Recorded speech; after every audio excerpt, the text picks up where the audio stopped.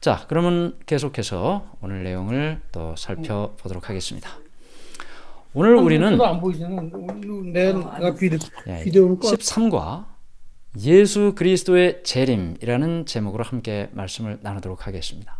사실 우리가 여러 다른 과의 내용을 통해서 예수님의 재림에 대한 내용을 조금씩 살펴보았습니다.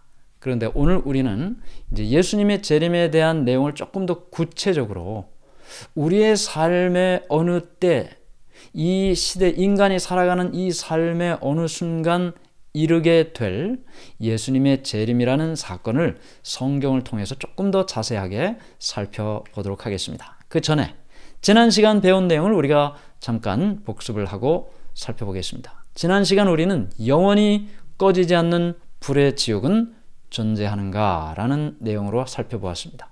많은 사람들이 관심이 가는 내용이기도 합니다. 지난 시간 우리는 특별히 악인들이 마지막 그 불의 심판으로 죽지도 않고 계속 탄다라고 일반적으로 알려진 그 단어들에 대한 내용을 좀 살펴봤습니다. 세세토록, 영원히, 영영이, 꺼지지 않는 뭐 이런 단어들이죠. 그래서 지옥불이 영원히 꺼지지 않고 악인들은 그 지옥불 속에 고통을 당한다. 이런 내용으로 알려진 일반적인 지옥의 의미가 성경적으로 도대체 어떻게 설명되는지를 살펴보았습니다.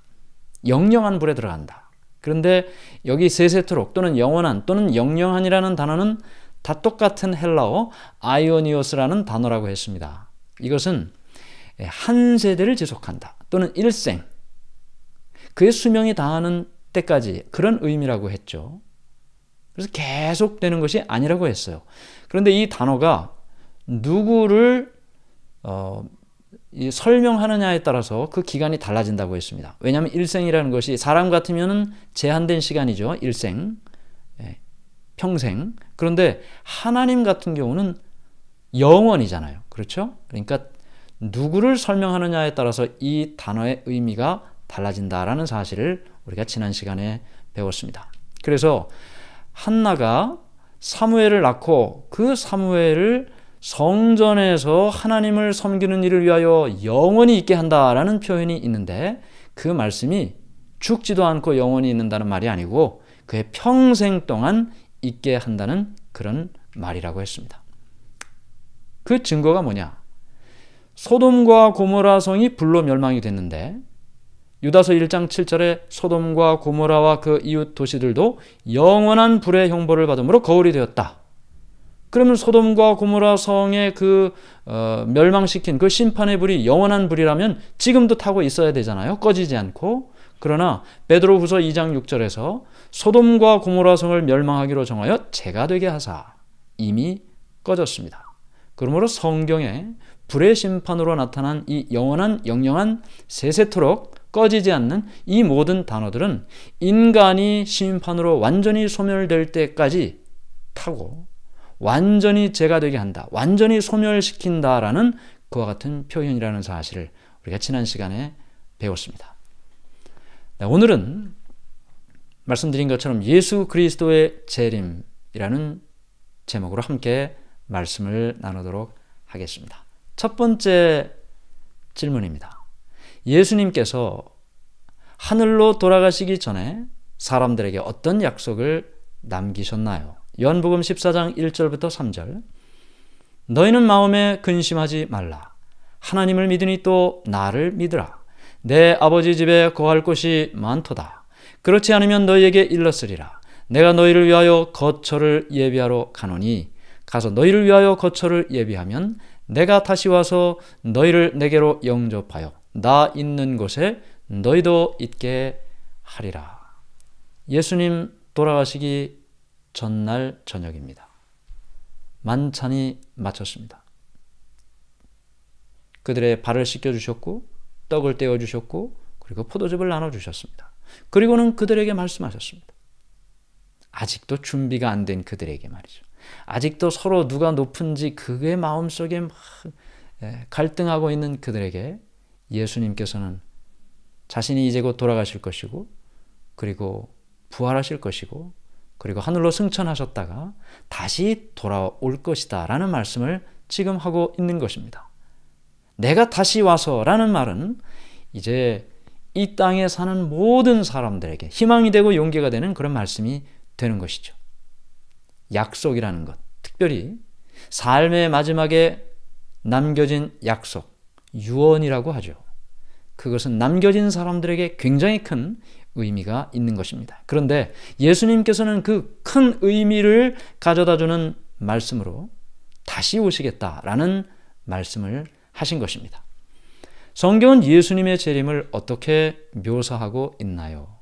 디도서 2장 13절, 복스러운 소망과 우리의 크신 하나님 구주 예수 그리스도의 영광이 나타나심을 기다리게 하셨으니. 자, 여기서 강조하고 있는 것은 복스러운 소망입니다. Blessed hope라고 그랬어요. 축복된 희망이라는 거예요. 사실 이 세상이 여러분들은 어떻게 살만 하십니까? 살아보시니까 좀 어떠신가요? 아유, 뭐 살만 하네요. 이 정도면 뭐 계속 살아도 좋을 것 같고 또 다시 태어나서 또 똑같이 이렇게 살아도 괜찮을 것 같아요. 그런 생각하시는 분은 한 분도 제가 만나보지를 못했습니다. 다 힘들고 어려운 삶을 살았죠. 사람마다 자기가 살아온 인생을 적으라고 하면 자서전이 아니고 정말 구구절절히 책 몇 권을 써도 모자르죠. 그 인생을 모두가 그렇게 사는 것입니다. 하나님께서는, 예수님께서는 왜 우리에게 복스러운 소망이라고 하셨을까? 축복된 희망이라고 하셨을까?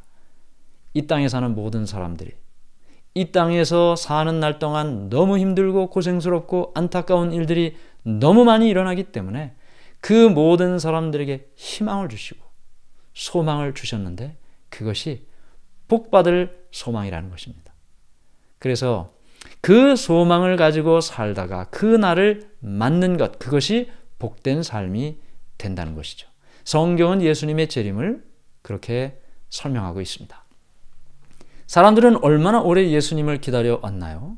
성경에 제가 여기 기록은 가져오지 않았지만 초림, 예수님이 이 땅에 아기 예수로 오시는 걸 초림이라고 하죠. 첫 번째 오셨다고 해서 그건 약 100여 곳의 성경절에 기록이 되어 있습니다. 100여 곳.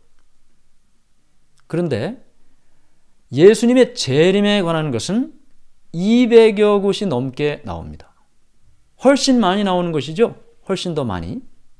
그러므로 그 횟수에 있어서도 예수님의 초림보다 재림이 훨씬 더 많다는 것은 그만큼 더 중요하다는 사실을 설명하고 있는 것입니다.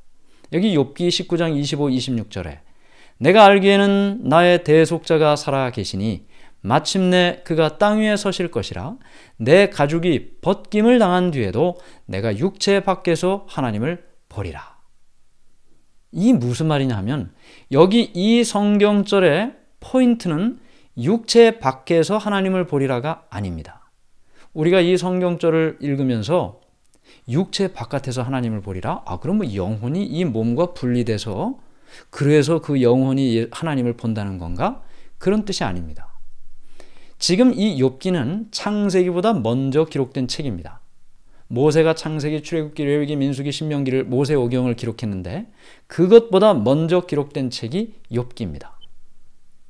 그러므로 성경에 가장 먼저 기록된 책에서부터 예수님을 본다는 그 재림의 약속을 하고 있다는 것입니다. 하나님을 보리라.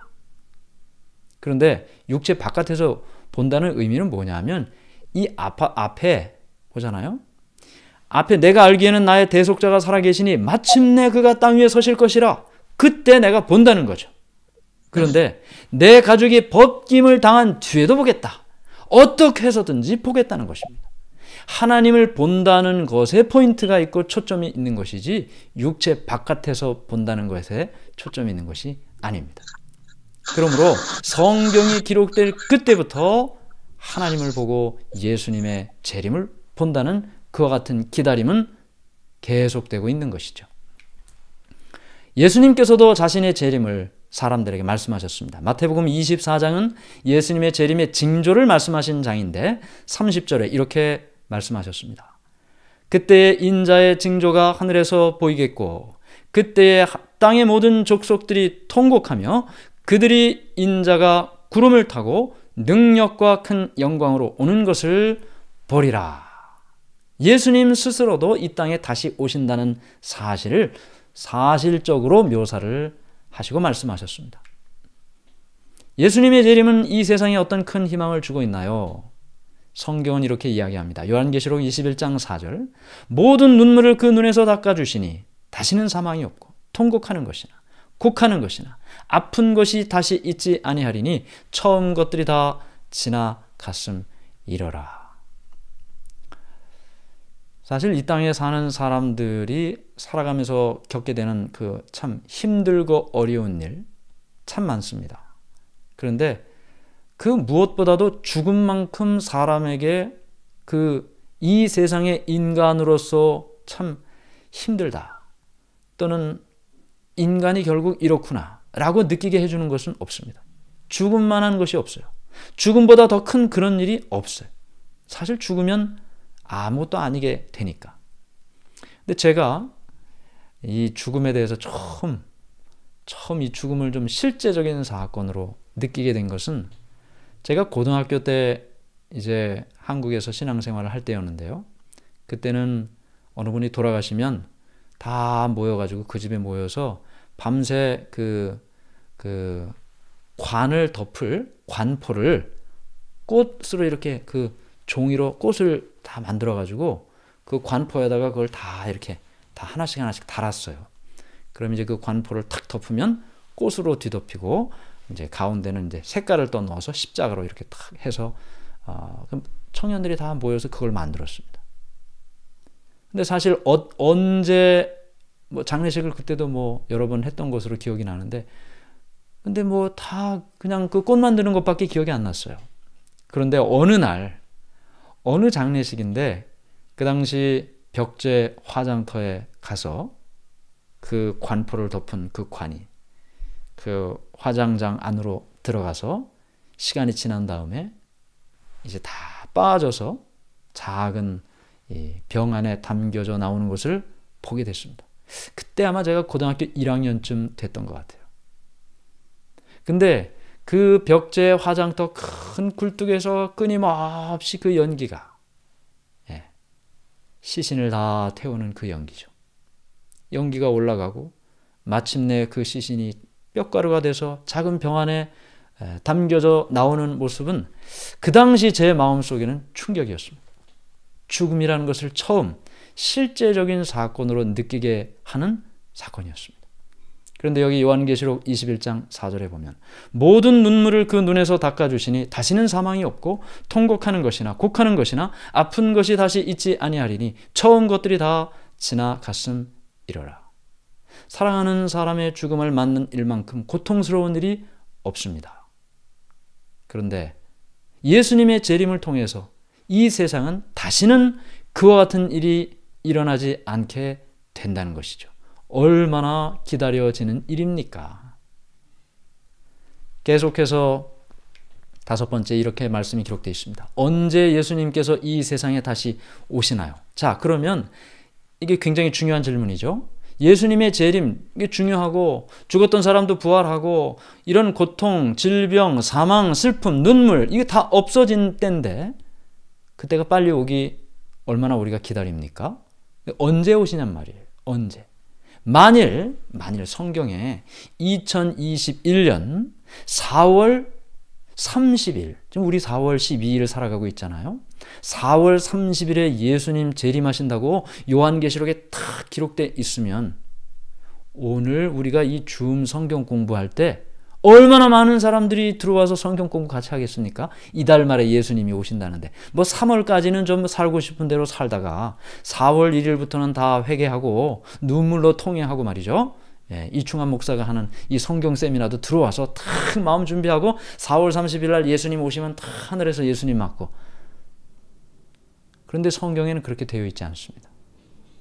여기 마태복음 24장 36절에 그러나 그날과 그때는 아무도 모르나니 하늘의 천사들도 아들도 모르고 오직 아버지만 아시느니라. 혹시 누가 여러분한테 예수님이 이 땅에 오신다. 그 재림이 언제 몇 월 며칠이라고 누가 얘기하면 말이죠. 그거는 알아볼 것도 없이 그건 잘못된 얘기입니다. 왜냐하면 지금 우리가 보는 것처럼 아무도 모른다 그랬어요. 천사도 모르고 아들도 모르고 오직 아버지만 아신다고 했습니다. 뭐 이렇게 성경에 분명하게 기록되어 있는데도 과거의 여러 일들을 보면 예수님 언제 오신다 해가지고 사람들이 많은 어려움을 겪었던 사건들이 있었습니다. 여기 지금 1992년 한국 최악의 사건, 다미선교회 휴거 사건이라고 그랬어요. 세상에 종말이 오고 있다. 사상 최대의 종교 사건. 신문과 뉴스에 아주 정말 떠들썩했습니다. 군인은 휴가를 나왔다가 휴가 복귀를 하지 않아요. 부대로 들어가지 않아요. 예수님 오신다고. 그때 10월 28일 1992년 10월 28일 날 예수님 재림하신다고 했습니다. 예수님 재림하시니까 부대 들어갈 일 없잖아요. 집안은 난리가 났어요. 집을 나가고 학교도 안 가고 난리가 사회적인 문제가 됐었습니다. 그때. 근데 나중에 이 다미선교회 이 사건 결국은 경찰 수사했습니다. 1992년 10월 28일 날 아무 일도 일어나지 않았고 나중에 이 아무개 목사 여기 다미선교회를 이끌었던 이 아무개 목사 다 조사해 봤더니 침대 밑에 예금 통장만 수십 개가 나왔어요. 다른 사람들에게는 다 예수님 이날 오신다고 하면서 자기는 그 밑에다가 수십 개의 통장을 넣어놓고 있었어요. 큰 문제가 있었던 사건이었습니다. 언제 예수님께서 이 땅에 오십니까? 모릅니다. 언제 오실지 몰라요. 그런데 예수님께서 오실 날짜는 모르지만 예수님께서 오실 날이 가까웠음을 알 수는 있나요? 없나요? 마태복음 24장 32절 33절 무화과 나무의 비유를 배우라. 그 가지가 연하여지고 잎사귀를 내면 여름이 가까운 줄을 아나니 이와 같이 너희도 이 모든 일을 보거든 인자가 가까이 곧 문 앞에 이른 줄을 알아라. 자, 여기 이 이야기는 뭐냐면 예수님께서 지금 예수님이 이 땅에 오실 재림의 사인을 징조를 마태복음 24장에 말씀하셨습니다. 우리가 이과 배울 때 이 내용 다 배웠습니다. 혹시 기억이 안 나시는 분들은 아까 말씀드렸던 그 유튜브에서 이과 강의를 다시 보실 수가 있습니다. 그러면 무화과 나무의 비유를 배우라 그랬어요. 가지가 연하여지고 잎사귀를 내면 여름이 가까운 줄 알라 그랬어요. 이 모든 것들을 보면 인자가 가까이 곧 문 앞에 이른 줄을 알아라. 노을이 붉게 지면 다음날 날씨가 비가 옵니까? 해가 납니까? 날씨가 좋죠. 여러 어떤 그 사인이 있습니다. 징조가 있어요. 비가 오면 여기저기 비가 오기 전부터 여기저기 막 쑤시면 뭐가 올 것 같아요? 비가 오려고 그러는 거죠. 사인이 있어요. 근데 예수님께서도 예수님이 재림하실 날짜는 모른다고 하셨지만 그 때가 가까웠음을 알려주는 징조들을 말씀해 주셨습니다. 그걸 보고 예수님께서 가까이 오셨음을 깨달아 알라고 하셨습니다. 그런데 여기 보면 예수님은 어떤 모습으로 재림하시나요? 사도행전 1장 10절 11절 올라가실 때 제자들이 자세히 하늘을 쳐다보고 있는데 흰 옷 입은 두 사람이 그들 곁에 서서 이르되 갈릴리 사람들아 어찌하여 서서 하늘을 쳐다보느냐 너희 가운데서 하늘로 올려지신 이 예수는 하늘로 가심을 본 그대로 오시리라 하였느니라. 자, 지금 예수님께서 십자가 달려 돌아가셨습니다. 3일 만에 부활하셨습니다. 그리고 40일 동안 제자들에게 나타나셨습니다. 40일 후에 제자들이 보는 앞에서 하늘로 승천하고 계십니다. 예수님이 우리랑 같이 있었는데 점점 하늘로 올라가니까 예수님 올라가시네 하니까 멍하니 하늘을 보니까 천사들이 나타나서 얘기해 줬어요. 어찌하여 하늘을 쳐다만 보고 있느냐고. 너희 가운데에서 지금 하늘로 올려가신 이 예수님 너희가 지금 눈으로 보지 않았느냐. 그것처럼 똑같이 다시 이 땅에 오실 것이다.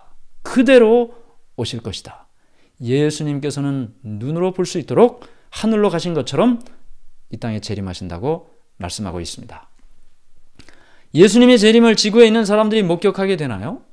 요한계시록 1장 7절 볼지어다 그가 구름을 타고 오시리라. 각 사람의 눈이 그를 어떻게 한다고요? 보겠고 예수님께서 이 땅에 재림하실 때 눈으로 본다고 했습니다.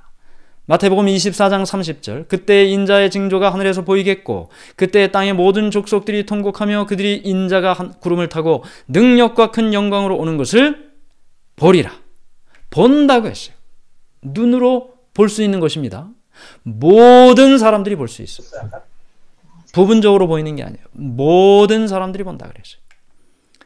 그 다음에 사람들이 예수님의 재림의 소리를 듣게 될 것인가? 데살로니가전서 4장 16절, 주께서 호령과 천사장의 소리와 하나님의 나팔 소리로 친히 하늘로부터 강림하시리니 그리스도 안에서 죽은 자들이 먼저 일어나고. 나팔 소리가 들린다 그랬어요. 예수님 재림하실 때 침묵 속에 오시는 것이 아닙니다. 큰 호령의 소리, 천사장의 소리, 나팔 소리가 우렁차게 들리면서 예수님께서 눈에 보이게 이 땅에 재림하신다. 이렇게 다 들을 수 있고 볼 수 있게 예수님께서 오신다고 했습니다. 재림하시는 예수님의 모습은 어떤 모습으로 오시나요?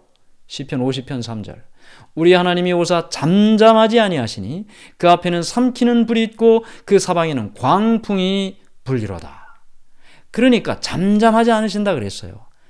자, 눈에 보이게 오십니다. 눈으로 볼 수 있어요. 그 다음에 귀로 들을 수 있습니다.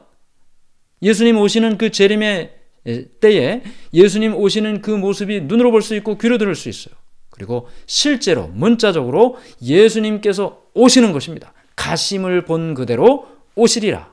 예수님이 영적으로 하늘로 올라가신 게 아니잖아요. 실제로 눈앞에서 보이는 데 올라가셨어요.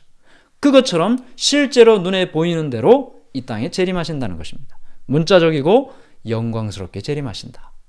성경은 그렇게 예수님의 모습을 설명하고 있습니다. 예수님이 재림하실 때 어떤 큰 사건이 일어나게 되나요? 이건 이미 우리가 다 살펴본 내용인데요. 데살로니가전서 4장 16절에 그리스도 안에서 죽은 자들이 먼저 일어난다. 그리스도 안에서 죽은 자들이 먼저 일어난다. 아벨 이후로 이 땅에 살면서 힘들고 어려운 중에도 하나님을 믿는 믿음 안에서, 진리 안에서, 그 로마의 핍박 속에서도 진리를 부인하지 않고 하나님의 말씀대로 살겠노라고 목숨을 걸고 살았던 그 모든 사람들, 부활하여 일어난다고 했습니다. 그 사람들이 먼저 일어난다고 했어요. 그 다음에 요한복음 5장 28절 29절, 이를 놀랍게 여기지 말라. 무덤 속에 있는 자가 다 그의 음성을 들을 때가 오나니 선한 일을 행한 자는 생명의 부활로, 악한 일을 행한 자는 심판의 부활로 나오리라. 그러므로 예수님이 이 땅에 재림하실 때 무덤 가운데 있었던 모든 의인들이 부활하는 것입니다. 그 다음에 그렇게 재림하실 때 살아있던 성도들, 살아있던 그 믿음의 성도들, 어떤 일이 일어나나요? 고린도전서 15장 52절 53절, 나팔 소리가 나매 죽은 자들이 썩지 아니할 것으로 다시 살아나고 우리도 변화되리라. 이 썩을 것이 반드시 썩지 아니할 것을 입겠고 이 죽을 것이 죽지 아니함을 입으리라. 자, 첫 번째는요, 우리도 변화된다 그랬어요. 변화된다. 근데 이건 내가 젊을 때는 말이죠, 참 피부도 좋고 얼굴도 깨끗했는데 언제부턴가 내가 왜 얼굴이 이렇게 됐나? 거울 볼 때마다 혹시 그런 생각 드십니까? 여기 우리도 변화되리라. 이때 예수님께서 이 땅에 오실 때 우리는 이 땅에서 살았을 때 가장 건강하고 아름다운 모습으로 변화됩니다. 썩지 않습니다. 죽지 않습니다. 그렇게 살아있는 모든 사람도, 물론 부활한 사람도 그렇게 부활합니다. 살아있던 모든 의인들도 그와 같은 변화를 경험하게 되는 것입니다. 그 다음에요, 예수님은 재림에 관해서 어떤 경고를 주셨습니까? 마태복음 24장 37절부터 39절, 노아의 때와 같이 인자의 임함도 그러하리라. 홍수전에 노아가 방주에 들어가던 날까지 사람들이 먹고 마시고 장가들고 시집가고 있으면서 홍수가 나서 그들을 다 멸하기까지 깨닫지 못하였으니 인자의 임함도 이와 같으리라. 성경은 예수님께서 이 땅에 오실 때와 노아 홍수의 때가 거의 비슷하다고 말하고 있습니다. 거의 비슷하다고. 그래서 예를 들어 주셨어요. 노아의 때와 같이 인자의 임함, 예수님의 재림 때도 그럴 것이다. 어떻게 해요? 어떻다고요? 홍수 전에, 자, 홍수가 되기 전에 노아가 120년 동안 방주 만들었습니다. 방주의 크기가 굉장히 큽니다. 혼자 만들 수 없어요. 사람 고용해서 만들었을 겁니다. 그 고용된 사람 방주를 지었지만 방주 안에 들어가지는 않았습니다. 다 비웃고 조롱했죠. 방주 안에 들어간 사람 누구밖에 없었습니까? 노아의 8가족 밖에 없었습니다. 나머지는 다 그걸 받고 그 방주를 같이 건축했지만 들어가지 않았습니다. 여기 표현대로 하면 노아가 방주에 들어가던 날까지 사람들이 먹고 마시고 장가들고 시집갔다. 이게 뭘까요? 먹고 마시고 장가들고 시집갔다. 홍수가 나서 그들을 다 멸하기까지 깨닫지 못했다. 자, 먹고 마시고 장가들고 시집갔다는 이 말은 무관심입니다. 무관심. 노아가 120년 동안 방주를 건축하면서 방주만 건축했을까요? 물어봤을 거 아니에요? 그것도 바다도 아니고 산에다 짓고 있으니까. 비도 안 오는데, 그 당시에는 비가 오던 시절이 아닙니다. 모든 식물과 꽃의 수분은 이슬과 안개로 공급되던 시절이에요. 노아 홍수 이후에 그 다음부터 이제 비가 이 땅에 내리기 시작했습니다. 그래서 사람들이 물어봤을 거 아니에요. 그럼 노아가 뭐라고 얘기했을까요?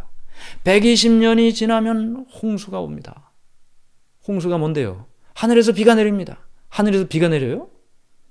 그 당시에 사람들이 하늘에서 물이 떨어진다고 얘기하는 것은 오늘날 우리가 하늘에서 쌀이 떨어진다고 얘기하는 것과 비슷한 말이었습니다. 일어나지도 않았던 일이고 일어날 수도 없는 일이라고 생각했던 말이었어요. 120년 동안 얘기했어도 안 믿었습니다. 방주 안에 들어가지 않았습니다. 그냥 그들이 살았던 똑같은 삶을 살았습니다. 먹고 마시고 장가들고 시집갔다. 뭐하고 있었을까요? 요즘 같으면, 네, 여기 제가 사진 가지고 왔는, 셀폰 보고 가고 싶은 데 가고 하고 싶은 것도 하고, 어제 같은 오늘이고 오늘 같은 내일이고. 그래서 예수님께서 경고를 주셨던 것입니다. 노아 때 그 사람들이 그 경고를 무관심했기 때문에 홍수에 다 멸망될 때까지 깨닫지 못했다. 그러니 너희들은 마태복음 24장에 예수님이 주신 이 말씀, 성경에 나타난 여러 말씀 주의 깊이 깨닫고 언제 내가 오겠다고 한 징조들을 다 살펴보고 때가 가까운 줄 알면 준비하고 깨어 있으라. 경고를 주신 것입니다. 예수님께서 재림하실 때 한 사람은 데려가고 한 사람은 버려둠을 당하겠다고 하신 말씀은 무슨 뜻인가요? 자, 이런 말씀이 있습니다. 마태복음 24장, 역시 재림의 징조에 대한 말씀을 쭉 하신 장인데요. 40절부터 42절. 그때 두 사람이 밭에 있으며 한 사람은 데려가고 한 사람은 버려둠을 당할 것이요, 두 여자가 맷돌질을 하고 있으며 한 사람은 데려가고 한 사람은 버려둠을 당할 것이니라. 그러므로 깨어 있으라. 어느 날에 너희 주가 임할는지 너희가 알지 못함이니라. 똑같은 일을 하고 있어요. 밭도 똑같이 메고 있고 맷돌질도 똑같이 하고 있어요. 똑같은 직장에 다니고 있어요. 똑같이 성경 공부하고 있어요. 똑같이 교회 나가고 있어요. 똑같은 생활 패턴으로 살아가고 있어요. 그런데 한 사람은 데려감을 당하고 한 사람은 버려둠을 당할 것이다. 왜 그럴까요? 왜 이런 일이 생길까요? 성경은 이렇게 설명을 하고 있습니다. 형제들아, 때와 시기에 관하여는 너희에게 쓸 것이 없음은 주의 날이 밤에 도둑같이 이를 줄을 너희 자신이 자세히 알기 때문이라. 자, 도둑이, 자, 우리는 도둑 맞으면 안 됩니다. 네, 도둑이 우리 집에 오면 안 돼요. 그렇죠? 여러분들 집에도 가면 안 되고. 네, 근데 지금 예를 들은 거예요, 성경이. 도둑이 어느 집에 도둑질을 하는데 그 집주인한테 카톡으로 제가 오늘 밤 2시부터 2시 반 사이에 선생님 집에 도둑질을 하려고 합니다. 그렇게 카톡 보내고 오는 도둑이 있습니까? 없습니다. 네, 그런 사람 없죠. 어떻게 갑니까? 갑자기 갑니다. 갑자기. 아무도 내가 오늘 도둑을 맞을 거라고 생각하는 사람이 없습니다. 갑자기죠. 이 말은 무슨 말이냐면 예수님의 재림에 대하여 준비하지 않으면 도둑을 갑자기 맞는 것처럼 예수님의 재림의 때도 갑자기 맞는다는 거예요. 그러면 어떻게 됩니까? 버려둠을 당하는 경우가 된다는 것입니다. 그런데 버려두지 않고 데려감을 당하는 사람도 있잖아요. 지금 같이 밭을 맺는데 이 사람은 지금 버려둠을 당했어요. 도둑같이 왔어요. 예수님의 재림이. 갑자기 준비도 안 했는데. 그런데 이런 사람도 있습니다.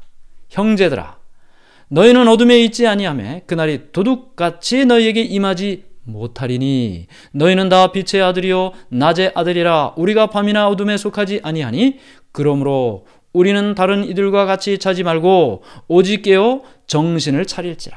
자, 오직 깨어 정신을 차릴지라. 데살로니가전서 5장 3절부터 5절입니다. 준비하는 자는 그게 도적 같은 갑작스러운 일이 아니라는 것입니다. 왜요? 마태복음 24장 보면 자세히 나와 있어요. 예수님의 재림의 징조, 지진, 기근, 전염병, 그 다음에 거짓 선지자가 나타나고 말세의 여러 징조들, 이런 모든 일들이 나타나면 예수님이 이 땅에 오실 날이 가까웠다고 알라 그랬어요. 일어나 머리를 들라 그랬어요. 준비하는 자는, 깨어있는 자는, 정신을 차린 자는 알고 준비하고 있다가 데려감을 당하지만 그렇지 않은 자는 도적같이 그 재림을 맞게 될 거고 버려둠을 당하게 될 것이다. 똑같이 새벽 기도에 나가지만 한 사람은 버려둠을 당하고 한 사람은 데려감을 당합니다. 왜요? 우리가 이 말씀을 통해서 다 보는 것처럼 성경을 우리가 연구하지만 지금 우리가 이 성경 세미나를 통해서 함께 연구하는 이 모든 말씀들을 우리가 더 깊이, 더 자세히 하나님께서 내게 주시는 말씀이 무엇인지, 로마 시대 때 살았던 성도와 지금 2021년을 살아가는 성도는 다르죠. 살아가는 시대가 다르고 주어지는 말씀이 다르고 사명이 다릅니다. 그러므로 우리가 하나님의 말씀을 통해서 깨어서 정신 차리는 일이 예수님의 재림을 준비하는 자들에게 필요하다는 것입니다. 예수님의 재림은 비밀리에 이루어지나요? 마태복음 24장 26절. 그러면 사람들이 너희에게 말하되 보라, 그리스도가 광야에 있다 해도 나가지 말고 보라, 골방에 있다 해도 믿지 말라. 이 무슨 말이냐면 광야는 사람들이 다 보고 있는데요, 골방은 사람들이 일부분만 볼 수 있어요. 그런데 우리가 이미 앞에서 다 공부했습니다. 예수님께서 재림하시는 장면은 모두가 봐요. 각인의 눈이 그를 보겠고 그랬어요. 누구는 볼 수 있고 누구는 못 보게 그렇게 오시지 않습니다. 다 볼 수 있어요. 비밀리에 이루어지질 않습니다. 모두가 볼 수 있고 모두가 들을 수 있고 모두가 경험할 수 있게 오는 것입니다. 악인에게도 의인에게도 모두에게 보여지는 것입니다. 예수님의 재림에 앞서 어떤 일이 벌어지나요?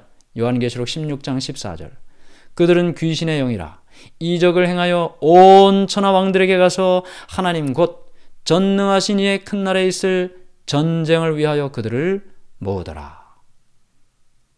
귀신의 영이 이적을 베푼다 라는 말이죠. 자, 마태복음 24장 24절도 그와 비슷한 말씀이 이렇게 있습니다.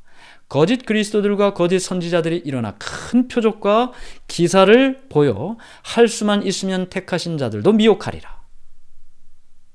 자, 제가 여기 그림을 가지고 나왔는데 귀신 그러면 말이죠.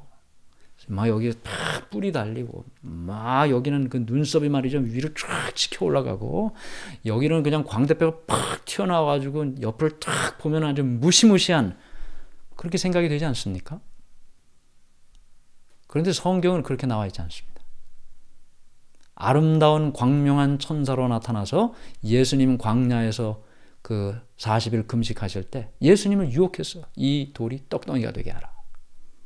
사단은 아름다운 모습으로 나타납니다. 때로는 하나님의 말씀을 통해서도 나타납니다. 그런데 정확한 하나님의 말씀이 아니죠. 사단이 예수님께 시험했을 때 예수님께 시험했던 그 모든 말들은 성경에서 가지고 온 이야기들입니다.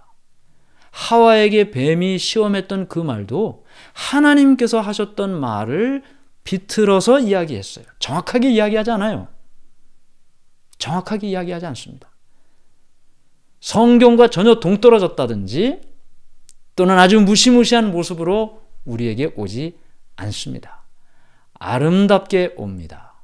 성경과 비슷하게 옵니다. 그러나 성경에 있는 말씀을 전적으로 따르지는 않습니다. 그래서 여기 마지막 때에 예수님께서 재림 직전에 일어날 여러 징조 가운데 말씀하신 것은 뭐냐면 기적 같은 일이 일어난다는 거예요. 어떤 이름으로? 그리스도의 이름으로. 어떤 이름으로? 선지자의 이름으로. 근데 어떻다고요? 거짓 선지자고 거짓 그리스도라고요.